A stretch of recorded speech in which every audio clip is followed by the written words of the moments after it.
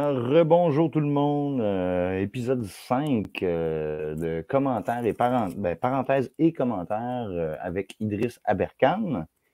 J'ai remarqué dans mon flux de YouTube que la moyenne de temps d'écoute pour mes capsules à propos de la conférence d'Idriss est de 5 minutes environ. Donc, 5 minutes d'attention. Sur des vidéos qui durent environ 45 à 50 minutes. C'est pas un clickbait en passant.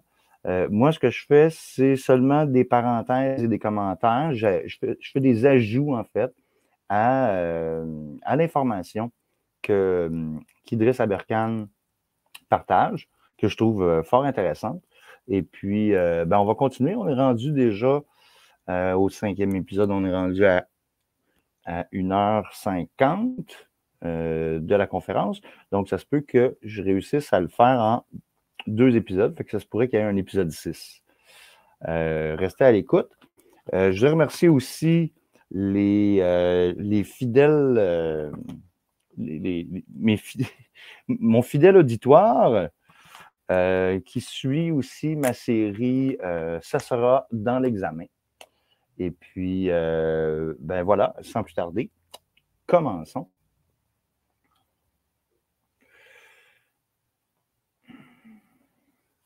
L'histoire et le futur de la monnaie avec Idriss Aberkan, conférence donnée à Montréal. Et puis, c'est... D'ailleurs, le mot futur en latin, c'est un cousin du mot latin futuo. Futuo, c'est l'origine du mot foutre. Foutre et futur en latin ont la même racine. Le futur, c'est la descendance. J'ai dit, les latins, les romains, ils jurent sur leurs testicules. C'est une civilisation patriarcale. C'est la descendance. La pire peine que vous avez dans l'Empire romain, c'est la damnatio memoriae. On efface votre nom des livres d'histoire. La damnatio memoriae, c'est pire que de détruire votre nom. C'est on efface votre nom. Damnatio memoriae. Donc la descendance pour les Romains, c'est super important.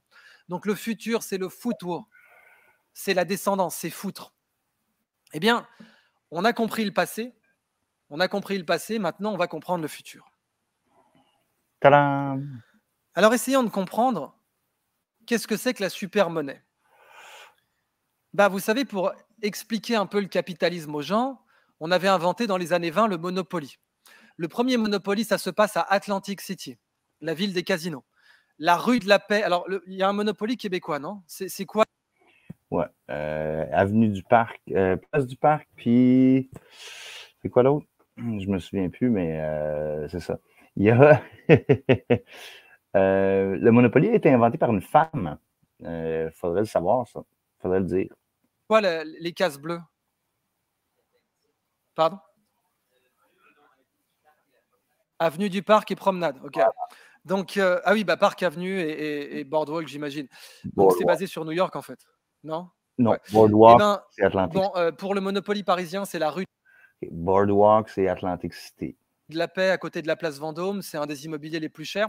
Mais les cases bleues pour le premier Monopoly, c'était Boardwalk. À Atlantic City, c'est les planches, c'est la zone où il y avait tous les grands hôtels. Ah, oui. Comment ça marche le Monopoly? Ça vous apprend une chose très importante. Il faut acheter du revenu. Vous achetez un site et ensuite vous construisez dessus pour augmenter votre revenu. Vous mettez des maisons, ensuite vous mettez un hôtel. Il faut acheter du revenu. Alors ça, c'est un grand principe pour la richesse. Par exemple, McDonald's, c'est une des plus grandes sociétés immobilières au monde. McDonald's est une régie immobilière.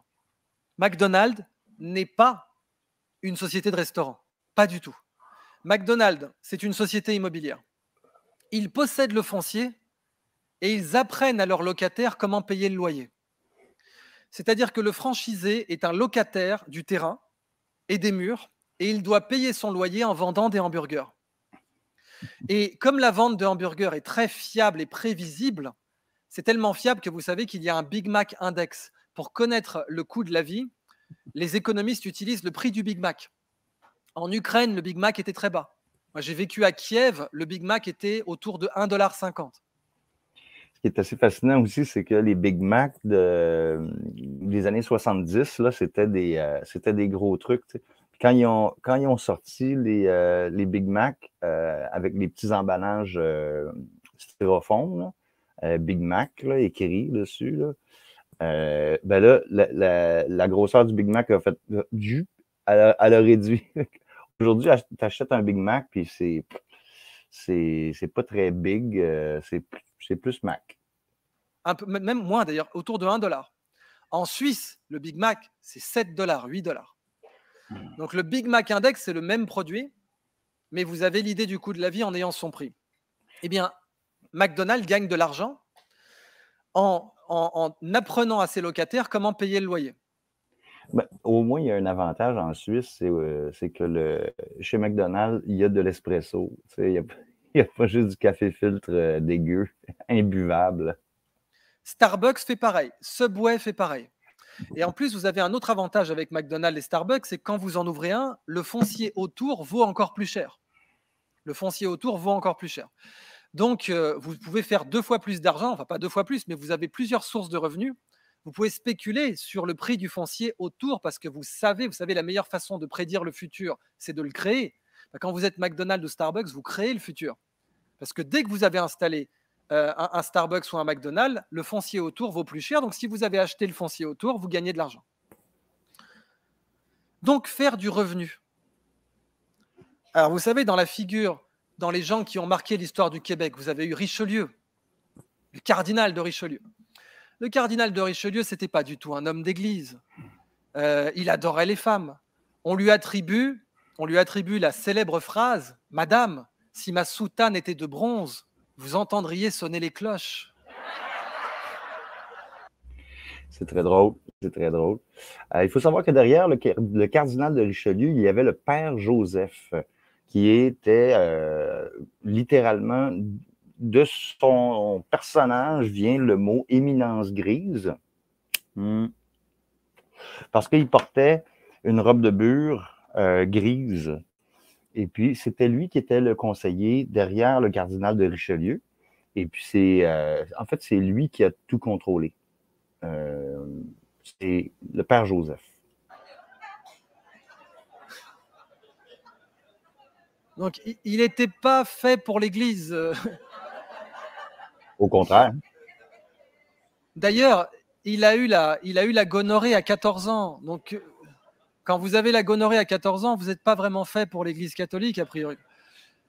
Mais pourquoi il est devenu prêtre? Pourquoi il est devenu prêtre, puis diacre, archidiacre, évêque, cardinal? Pour récupérer les abbayes de la famille de Richelieu, les abbayes qui rapportent beaucoup d'argent, le Richelieu. Les abbayes, ce sont les machines à cash de l'Ancien Régime. Parce que dans les abbayes, on transforme. C'est là qu'a été inventée la physiocratie dont je vous ai parlé, la théorie économique qui dit que ça vient de la terre. L'économa, économie, ça vient de l'économe diocésain. Les abbayes sont des machines à cash dans tout l'Ancien Régime. D'ailleurs, Guillaume le Conquérant, bien avant, Guillaume le Conquérant, l'ancêtre de la reine Élisabeth II, eh bien, Guillaume le Conquérant, première chose qu'il fait quand il conquiert le Royaume, enfin, ce qu'allait devenir le Royaume-Uni, l'Angleterre, il fait le recensement de toutes les abbayes et de tous les biens agricoles abbatiaux, Paris-abbatiaux. Ça s'appelle le Domesday Book. C'est un recensement de tout ce qui peut créer de la richesse. Et il est enterré dans une abbaye. Parce que c'était ses abbayes. Guillaume le Conquérant, c'était qui en vrai? C'était Guillaume le bâtard. Il n'avait aucune légitimité.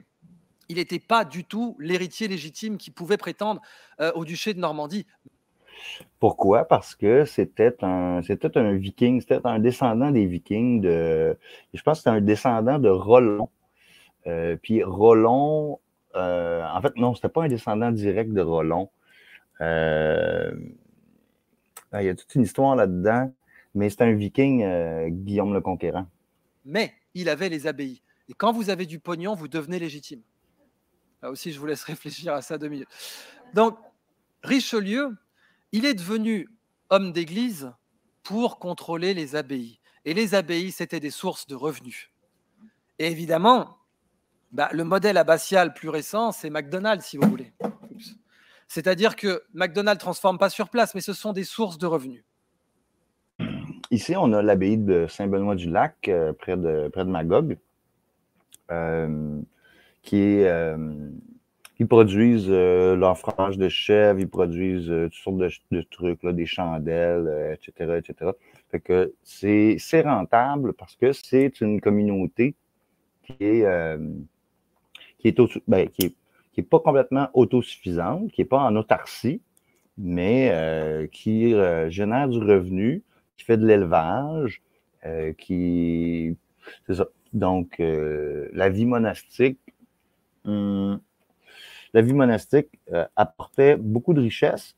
Et puis, non seulement il y avait la richesse, mais il y avait aussi l'économie de la connaissance, comme en parle souvent Idriss Aberkane. Il y avait beaucoup de connaissances qui circulaient. Je reviendrai là-dessus dans un autre épisode. Alors maintenant, le dollar.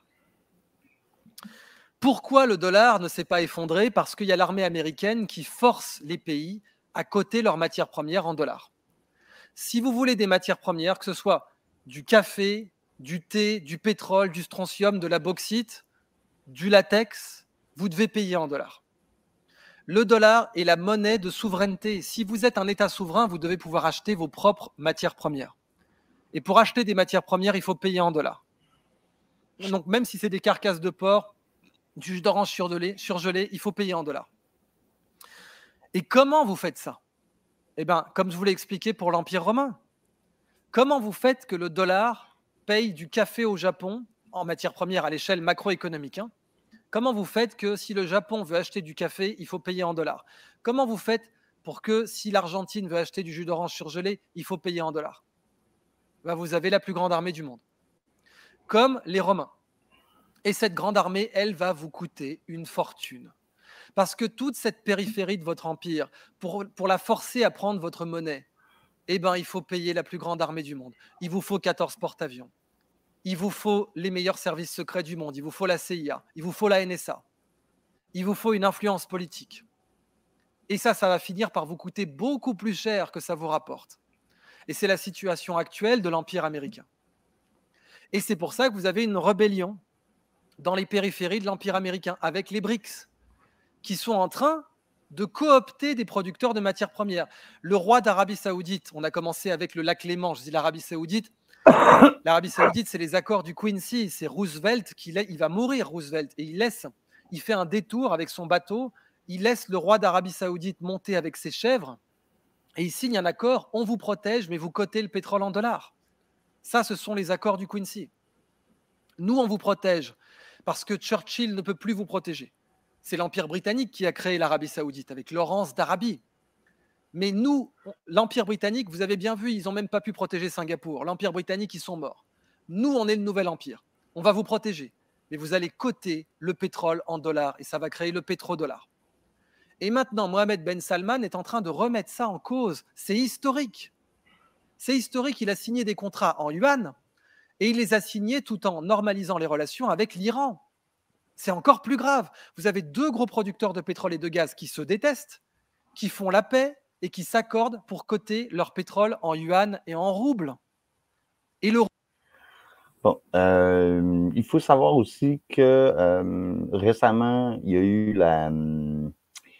a eu à la bourse de Moscou, il y a eu le plus haut taux d'échange en yuan au monde de l'histoire. Puis que ça a dépassé le taux d'échange en dollars US. Je pense que c'était au mois de janvier 2023. Le rouble, c'est quoi? C'est un des plus gros producteurs de pétrole et de gaz aussi, qui vient d'ailleurs de faire un gazoduc. Comme on leur a fait péter leur gazoduc, alors je vais être très clair, je ne vais même pas prendre de pincettes. Soyons clairs, ce ne sont pas les Russes qui ont fait péter leur propre gazoduc. Je sais que certains médias ont écrit ça, il faut être complètement déséquilibré pour écrire une connerie pareille.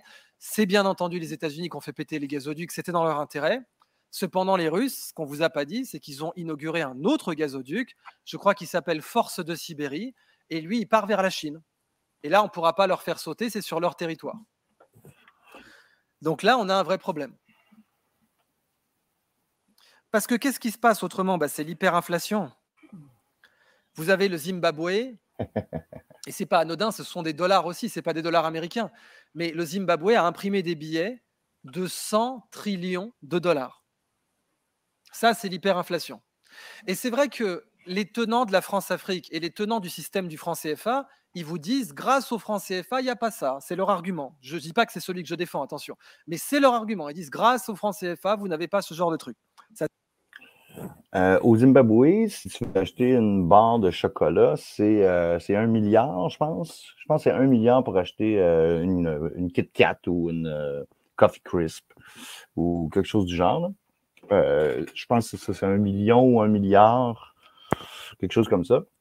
La compagnie allemande qui imprime les billets du Zimbabwe imprime aussi l'argent, imprimait, parce qu'aujourd'hui, Canadian Tire n'utilise plus de billets, mais l'argent Canadian Tire qu'on avait était imprimé par cette même compagnie allemande-là. Et puis, cette compagnie d'imprimerie de billets, il faisait plus d'argent, il gagnait plus à imprimer des 50 sous, des 5 sous, des 10 sous, des 25 sous de Canadian Tire. C'était plus payant pour eux. Et puis, ça compensait pour les pertes de l'argent zimbabwéen. C'est-à-dire que la valeur des billets zimbabwéens était tellement basse que le billet ne valait même pas la quantité de papier qu'il y avait et puis la quantité d'encre qu'il y avait sur le billet. Ça se discute. Ça, c'est la République de Weimar en Allemagne après la Première Guerre mondiale. Voilà. Il fallait une brouette pour acheter une miche de pain. Donc, une miche de pain, il fallait une brouette de Deutschmark. Et les enfants jouaient avec. Parce que c'était des Legos, quoi. Ou on les brûlait. Vous voyez, là, quand il y a une décorrélation totale entre la monnaie et l'énergie, je vous ai dit la monnaie, c'est l'énergie aussi, et bien quand le papier ne représente plus rien énergétiquement, le papier brûle plus longtemps que le bois qu'il peut acheter. J'en ai parlé dans l'épisode 4. Donc, il vaut mieux brûler le papier directement plutôt que d'essayer d'acheter du bois avec pour le brûler. Et puis, il y a aussi une autre chose, il y a un truc, c'est le musée de la monnaie. Je pense qu'il y a un documentaire sur le musée de la monnaie. Visite du musée de la monnaie. Il y a plein de choses vraiment intéressantes à découvrir dans ce documentaire-là. Donc, dans la République de Weimar, on brûlait directement les Reichsmark, c'était pas les Reichsmark, les Deutschmark, dans la cheminée. Ou bien on faisait du papier peint avec. Et là, aujourd'hui, ça revient en permanence sur la table, l'idée que les États-Unis frappent une monnaie à 1 trillion de dollars en platine. Pourquoi ? Parce que toute augmentation du budget doit être votée au Congrès. Mais les médailles et les pièces de monnaie de collection ne passent pas par le Congrès.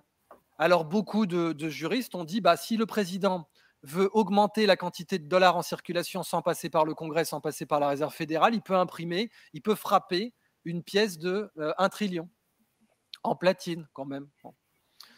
Mais c'est ridicule. Ça vous prouve bien le problème qu'il y a aux États-Unis. Mais tant que les matières premières seront cotées en dollars, le dollar continuera à avoir une valeur.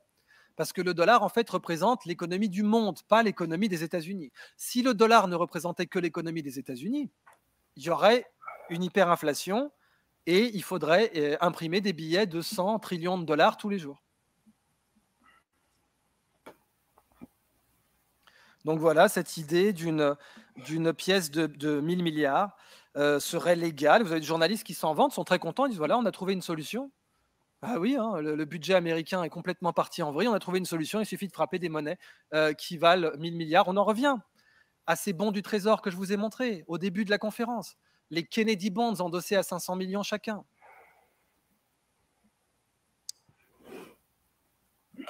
D'ailleurs, même Alan Greenspan, il l'a dit dans une émission, les États-Unis peuvent payer toutes leurs dettes quand ils le veulent parce qu'il leur suffit d'imprimer plus de dollars. Donc, on ne peut pas faire défaut, on va continuer à imprimer du dollar. Et ça, les BRICS l'ont compris. Les États-Unis ne peuvent faire défaut que si les pays producteurs de matières premières ne veulent plus de dollars contre leurs matières premières. Si les producteurs de café, de thé, de maté, de jus d'orange surgelé, de carcasse de porc, de blé, de bauxite, de strontium, etc. ne veulent plus de dollars, là, les États-Unis font défaut, entre guillemets, parce qu'ils pourront imprimer tout ce qu'ils veulent, il n'y aura personne pour le prendre. Exactement. C'est ce que tu disais déjà au départ, c'est la confiance. Et puis, si la confiance n'est plus là, eh bien, la valeur retombe à zéro, que dalle. Et vous avez la grande question. Pourquoi payer des impôts si on peut faire tourner la planche à billets? Mais c'est une question tout à fait réelle. Absolument. Parce que aujourd'hui, vous avez les 3 dimensions du consentement, de la monnaie, de l'impôt. Parce qu'au début, une des définitions de la monnaie, c'est ce avec quoi vous pouvez payer vos impôts. C'est aussi une définition. Tiens, je vais faire une petite parenthèse sur Henry David Thoreau, qui était un philosophe américain, qui était un bourgeois, en fait, et puis qui a été reconnu comme étant une personne très célèbre parce qu'il est allé en prison parce qu'il a refusé de payer ses impôts. Bon, il faut savoir qu'il a été en prison pendant 48 heures ou 24 heures. Et puis, c'est sa mère qui est venue payer sa caution. Mais il est devenu une espèce de héros national, puis un philosophe, parce que c'est un naturaliste. Henry David Thoreau, c'est un naturaliste qui est très intéressant en philosophie. Il avait prédit déjà, lui, en 1850, il avait prédit qu'un jour, il y aurait tellement de clôtures partout, puis qu'il n'y aurait plus de possibilité de se promener dans la nature librement. Ce que les Scandinaves appellent friluftsliv. Friluftsliv, c'est un concept, c'est le droit de circuler dans la nature. Donc, l'économie, la propriété, ils sont de mèche, puis ils vont ensemble. Et puis, friluftsliv, ce que ça veut dire, c'est le droit de se promener en forêt, en nature, n'importe où, sans altérer la nature. Donc, si tu es en Scandinavie, grâce à cette loi-là, tu peux aller sur le terrain de ton voisin qui a une belle montagne, un lac, etc., mais tu n'as pas le droit d'altérer la nature. Donc, il faut que tu amènes ton propre bois si tu veux faire du feu. Tu n'as pas le droit de couper des arbres sur place.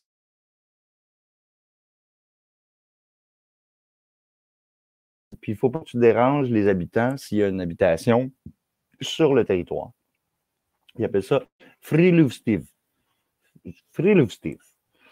Donc, voilà. Et le blé, c'était de la monnaie en Égypte parce qu'on pouvait payer ses impôts avec. La bière, c'était de la monnaie en Égypte et chez les Sumériens parce qu'on pouvait payer ses impôts avec. Donc, une des définitions de la monnaie, c'est aussi ce avec quoi vous pouvez payer vos impôts. Aujourd'hui, aux États-Unis, jamais la pression fiscale n'a été aussi élevée.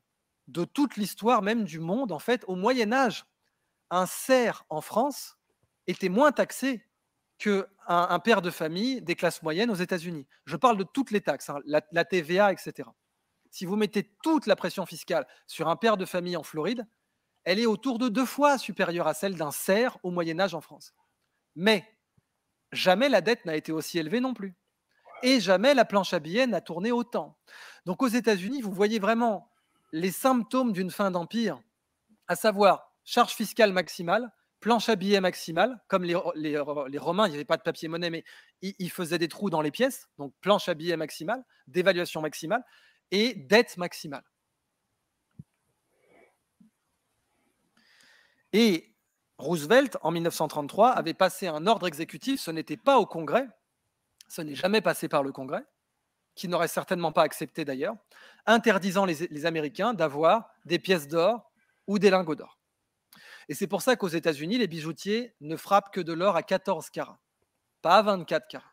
Parce qu'avec de l'or à 24 carats, vous pouvez refaire des lingots d'or très facilement. Donc, refaire des lingots d'or, ça veut dire fungible. C'est fongible. Tu peux fondre et puis tu peux recréer à 100%, c'est-à-dire que tu n'as aucune perte. Quand tu fais fondre de l'or, tu la recoules, puis tu perds zéro, tu perds rien.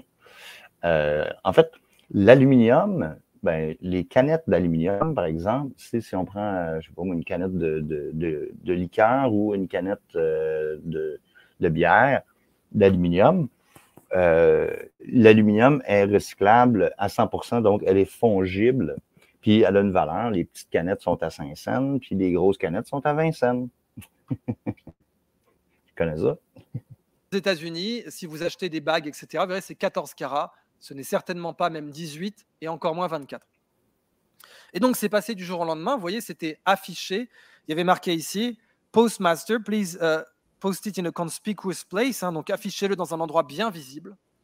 Et tous les postiers devaient afficher ça. Vous avez l'ordre exécutif du président de rendre vos lingots d'or. C'est brutal quand même. Hein, c'est très brutal. Et si vous aimez les films de Gilles Grangier, de Michel Audiard, avec les dialogues de Michel Audiard, vous avez un film sur la fausse monnaie qui s'appelle Le Cave se rebiffe, avec Jean Gabin, le plus grand acteur français. Et Jean Gabin, dans cette scène... T'as de beaux yeux, tu sais. Embrasse-moi. Quai des Brumes. Il explique qu'il a fait de la fausse monnaie. Et il dit, tu sais, en 30 ans de fausse monnaie, je n'ai fait que 3 opérations. Et la dernière a complètement échoué. J'avais imprimé des florins, donc la monnaie des Pays-Bas avant le passage à l'euro, le florin, basé sur Florence d'ailleurs. Hein, c'était vraiment le même. Enfin, vous avez des noms comme ça, par exemple, le dinar dans les pays arabes, hein, le dinar et le dirham. Le dirham, ça vient de la drachme grecque et le dinar, ça vient du romain denarius. C'est des mots en arabe, mais ça vient des Grecs et des Romains. Denarius, c'est les deniers.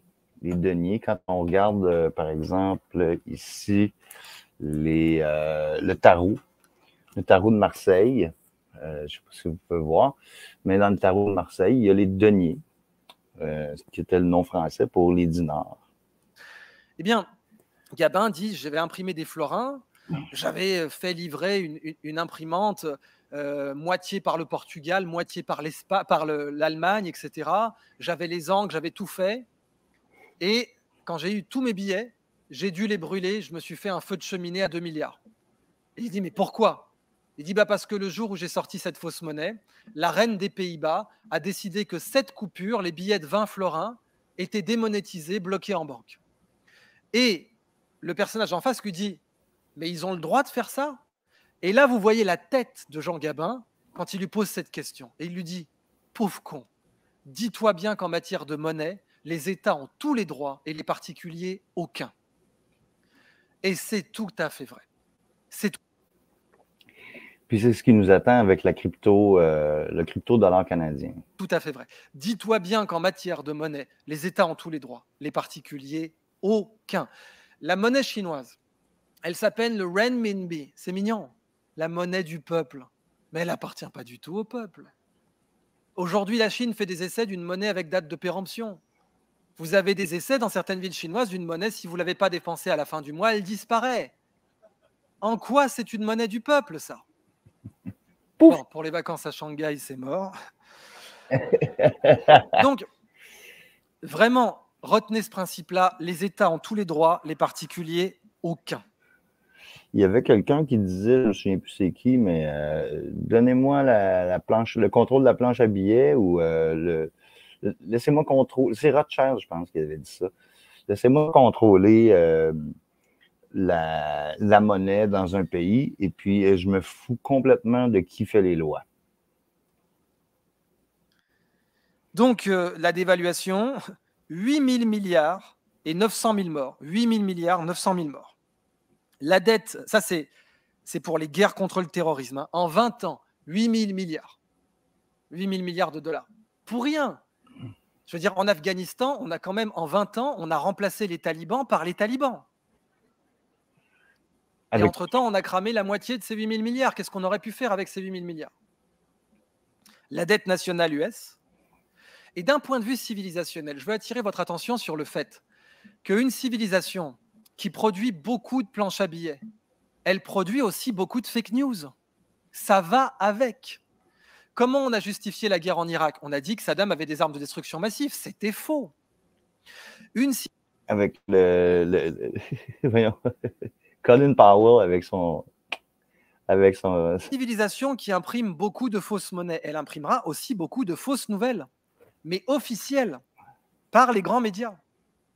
Je vous donne un exemple, mais il y en a eu vraiment plein. Le fact-checking. J'ai une chaîne YouTube, j'avais voulu chercher des sources. Biden a été photographié avec quelqu'un qui était membre du Ku Klux Klan. Ce monsieur. Eh bien, vous avez USA Today et Reuters, ça c'est Reuters, qui font fact-check. Biden n'est pas avec le grand sorcier du Ku Klux Klan dans cette photo. Alors là, vous vous dites, bon, bah ça veut dire que c'est faux. Ils ont fait un fact-checking, ce type n'est pas membre du Ku Klux Klan. En fait, quand vous lisez l'article, je vous jure, allez le voir sur Google, amusez-vous. Quand vous lisez l'article dit, c'est faux parce que ce monsieur, il n'était pas grand sorcier du Ku Klux Klan. Il était grand cyclope. Il n'était que cyclope exalté. Ah bah ça fait toute la différence. Moi je suis bien content de savoir que ce monsieur-là, avec qui un démocrate de gauche a été pris en photo, n'était que cyclope exalté. Il n'y a pas de problème, je suis très content de ça. Mais le fact-check vous donne l'impression que ça veut dire qu'il n'a jamais été au Ku Klux Klan. C'est un mensonge. C'est de la fausse monnaie. Vous avez un billet qui dit, c'est un billet, vous savez en presse, les articles de presse on appelle ça des billets parfois. Vous avez un billet de fact-checking qui vous dit ce monsieur n'a jamais fait partie du Ku Klux Klan. Non, il est juste pas grand sorcier. C'est drôle aussi, il y a un biais cognitif en plus. Bah, en fait, si on veut dézoomer, à l'échelle civilisationnelle, c'est inévitable parce que l'argent en soi, l'argent dévalué est une fake news. L'argent dévalué est un mensonge. Absolument. Comme le naked shorting en bourse. Absolument. Comme un billet qui dit je vaux tant de dollars alors qu'en fait, il n'y a plus rien derrière. L'argent est la première forme de nouvelle puisque c'est de la confiance cristallisée. Alors, les BRICS contre-attaquent. Donc, vous avez la Russie qui avait tenté d'introduire une pièce de monnaie à l'Aquila, au G20, avec marqué unité dans la diversité, contre la planche à billets, bien sûr.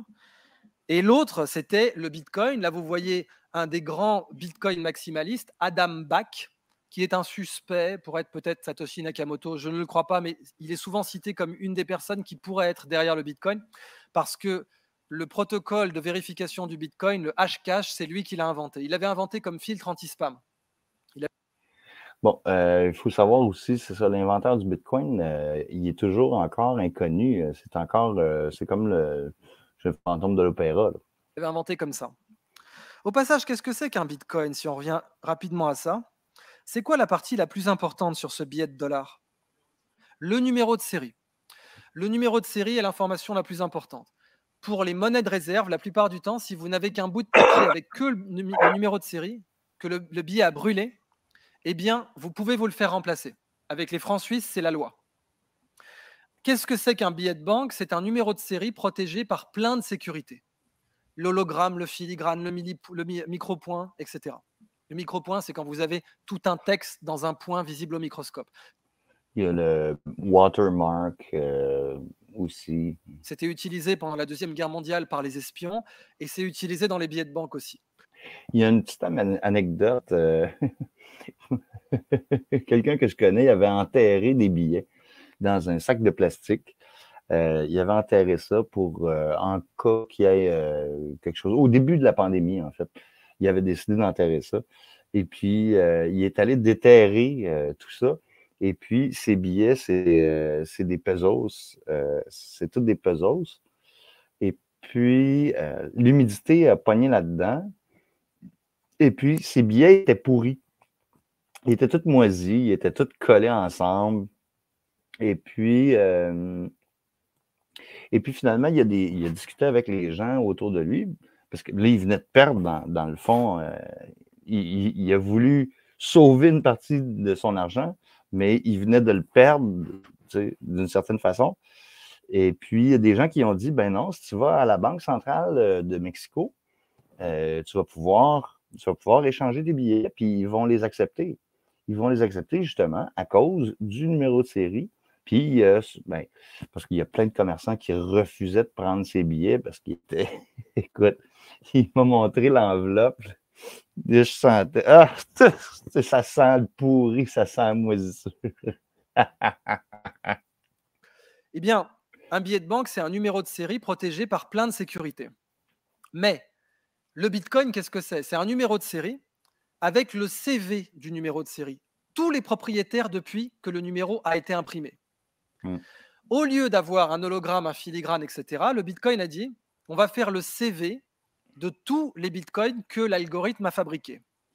C'est un peu comme si sur un billet de 20, j'écris mon nom et puis je viens juste de le sortir, il est tout frais sorti du guichet, par exemple.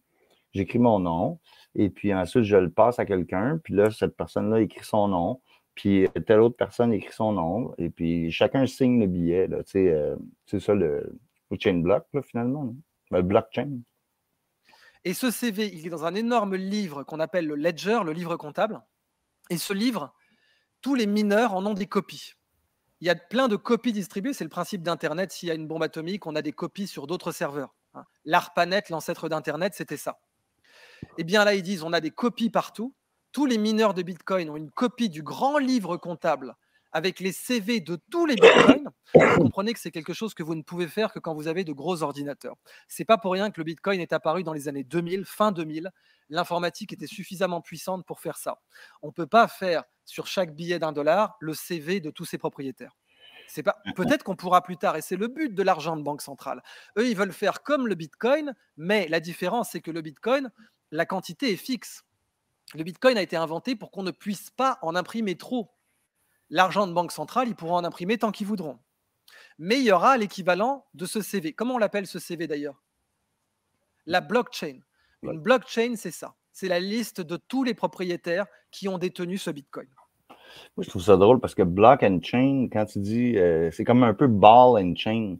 Ball and chain, c'était l'expression pour dire que la personne était un esclave. Donc, tu as un boulet attaché au pied avec une chaîne. Et puis, c'est un peu ça. C'est un peu ça. Je trouve qu'il y a un lien poétique à faire entre blockchain et puis ball and chain. Mais les propriétaires sont des numéros. Des esclaves. En Afrique, vous avez eu Kadhafi qui avait tenté de faire un dinar or en Afrique Oui. contre le dollar. On sait comment ça s'est terminé. Pow! Mais pour rappeler qu'on est vraiment dans la guerre froide 2.0, aujourd'hui, le roi d'Arabie Saoudite peut sortir du dollar. Il n'est pas assassiné. Alors les pessimistes vous diront pas encore. Mais l'idée de sortir du dollar dans les transactions pétrolières, c'était totalement interdit. Totalement.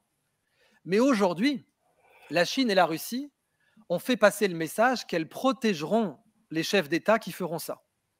Elles n'ont pas pu protéger Kadhafi, mais elles ont protégé Bachar el-Assad. Et ça a envoyé le signal à tous les autres chefs d'État, Erdogan aussi. Il y a eu un coup d'État contre Erdogan. Un coup d'État organisé par la CIA, la presse indienne, la presse brésilienne en parle. Eh bien, ce sont les Russes qui l'ont protégé. Saddam Hussein aussi, en Irak, avait tenté de nationaliser sa monnaie pour ne pas être justement sous l'emprise des banques centrales.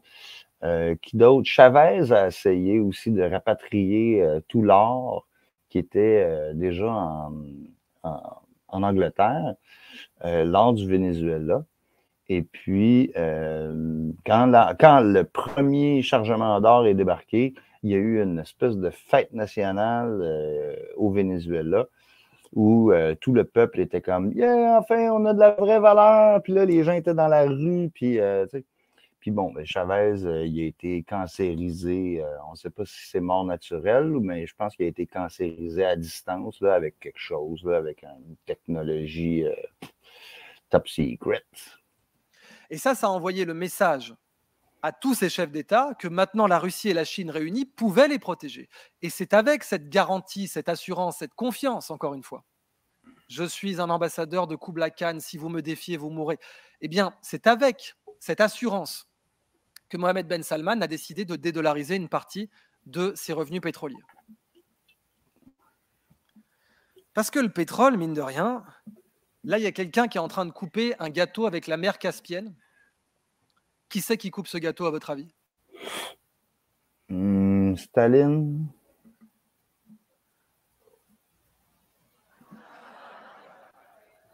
Ah, ben, tu sais, Toute la Deuxième Guerre mondiale s'est décidée autour du pétrole. Les Japonais ont attaqué Pearl Harbor parce qu'ils voulaient aller en Malaisie et que la route entre le Japon et la Malaisie, elle passe par les Philippines et que les Philippines, ça appartenait aux États-Unis. Donc les Japonais, pour avoir le pétrole de Malaisie, ont compris qu'ils devaient d'abord sortir les Américains du Pacifique. Et donc ils ont attaqué Pearl Harbor parce qu'ils devaient passer par les Philippines, que les Américains leur auraient coupé la route. Les Allemands, il leur fallait du pétrole. Ils sont allés le chercher où? À Stalingrad. Derrière Stalingrad, il y avait la mer Caspienne avec les plus grosses réserves de pétrole en Europe. Et Hitler pensait que Stalingrad était déjà prise. Donc il est en train de couper la mer Caspienne. Le pâtissier avait rempli la mer Caspienne de chocolat fondu. bon, c'est sûr qu'il y a beaucoup de réserves, mais il y a aussi, il y avait des réserves de pétrole aussi qui étaient en Hongrie, sur le bord de la mer Noire aussi, qui était un autre lieu très important. Il y a des lieux stratégiques comme Sébastopol aussi, en Crimée, qui était un lieu très important. Et puis, quoi d'autre? Ben, je ne sais plus. La Première Guerre mondiale. Les gens ne savent pas qu'un des aspects décisifs de cette guerre, c'était la voie de chemin de fer de Berlin à Bagdad. À l'époque, il n'y avait pas de pipeline. Donc, pour s'approvisionner en pétrole, l'Empire allemand allait chercher le pétrole dans l'Empire ottoman. Heureusement que l'Empire ottoman a été démantelé. Je sais, c'est horrible de dire ça, il y a eu plein de guerres ensuite, mais imaginez qu'un seul pays aurait eu les réserves pétrolières du Yémen, du Qatar, des Émirats arabes unis, de l'Arabie saoudite, de l'Iran, de l'Azerbaïdjan et de la Syrie. Un seul pays aurait eu toutes ces réserves-là. Ça aurait été impossible géopolitiquement d'avoir un empire qui ait tout ce pétrole et tout ce gaz.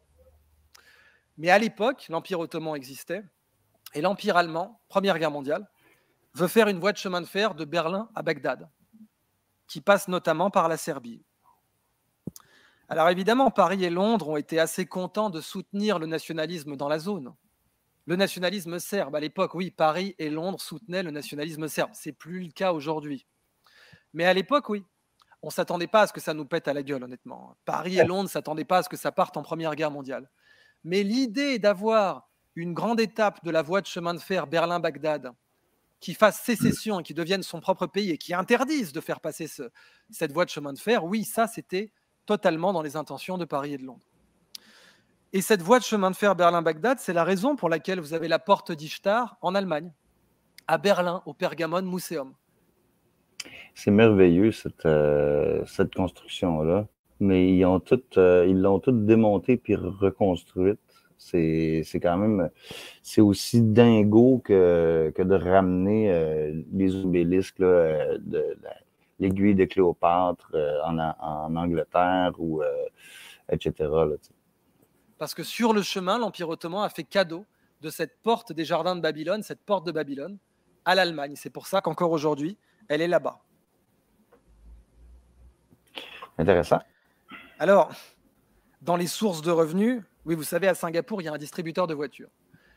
Et vous le payez deux fois. Donc vous payez deux fois parce que c'est 100% les taxes sur les véhicules à Singapour. Donc si vous achetez une Lamborghini à 300 000, vous avez payé 600 000. Donc vous arrivez avec votre American Express, vous la passez, une Lamborghini qui descend. Chick, comme on dit au Québec. Pour le fun, ça c'est Barnaby Jack, le plus grand hacker du monde. Il pouvait hacker un pacemaker et il pouvait hacker un distributeur de billets. Il avait appelé ça le jackpot, comme il s'appelait Jack. Le distributeur donnait tous ses billets. Mais je vous ai parlé de revenus, je vous ai parlé des abbayes, etc. Une source de revenus, c'était le minage de Bitcoin, en effet. Le minage de Bitcoin, c'est assez stupide qu'on ne se chauffe pas avec. Effectivement, c'est stupide qu'on ne se chauffe pas avec parce que c'est à peu près 10 ampères. Chacun des appareils qu'on voit ici, il y a des refroidisseurs là, sur chacun. Déjà, les refroidisseurs, ils consomment de l'électricité parce que c'est des ventilateurs. Et puis, les GPU, les Graphic Processing Unit, c'est ça qui est utilisé. C'est des cartes graphiques, finalement, qui sont utilisées parce qu'ils sont plus rapides pour miner les bitcoins. Puis, ça roule à peu près à 10 ampères. Donc, c'est l'équivalent. Chacun, c'est comme ça, c'est un toaster, un autre toaster, un autre toaster, un autre toaster. C'est tout l'équivalent d'un toaster. Donc, le côté énergivore de la chose est complètement incommensurable. Va falloir, si on tombe dans la crypto, on est voué à l'économie de l'énergie. Puis voilà. Parce que c'est le même rendement énergétique de miner un bitcoin ou de faire passer du courant dans une résistance pour se chauffer. Un chauffage électrique ou un minage de bitcoin, c'est le même rendement énergétique dans les deux cas. Vous avez du courant qui passe dans une résistance et qui chauffe. Ouais, mais tu vas te chauffer avec un grille-pain, un toaster. Sauf que dans le cas du bitcoin, en plus de ça, vous avez miné du bitcoin derrière.